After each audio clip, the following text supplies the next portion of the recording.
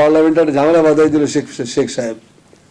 ঝামেলাটা কি, আজকে তো সব বাঙালি হয়ে যাও, বাঙালি জাতীয়তাবাদ। মানবেন্দ্র লারমা কি বললেন, মিস্টার প্রাইম মিনিস্টার, আমি তো চাকমা, আমি কেন বাঙালি জাতীয়তাবাদ ধারণ করতে যাবো? আমি তো বাঙালি না, আমাকে জোর করে বাঙালি বানাবেন কেন আপনি? বাস, ঝামেলাটা শুরু হয়ে গেল। তো এইটার সমাধান করেছিলেন আমাদের রাষ্ট্রচিন্তাবিদদের মধ্যে। আমি দেখেছি, আপনারা হয়তো বলবেন যে আপনি বায়াস্ট হয়ে কথা বলছেন, বায়াস্টের কথা আপনাদেরকে চিন্তা করতে বলি, অনুরোধ করি। সেটা হলো যে সেই যে 606 খ্রিস্টাব্দে শশাঙ্ক বাংলার প্রথম রাজা, সেখান থেকে শুরু করে আপনি আজকে পর্যন্ত আসেন, একজন রাষ্ট্রনায়ক কোনো পলিটিক্যাল ফিলোসফি থ্রো করেন নাই, একজনও না। সবাই ইস্যু ভিত্তিক রাজনীতি করেছে।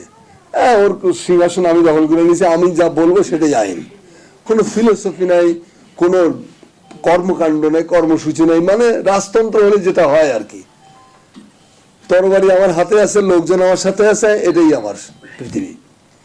কিন্তু প্রথম একজন রাষ্ট্রনায়ক পাওয়া গেছে আমাদের ইতিহাসে একবার মাত্র, সেটা হলো জিয়াউর রহমান।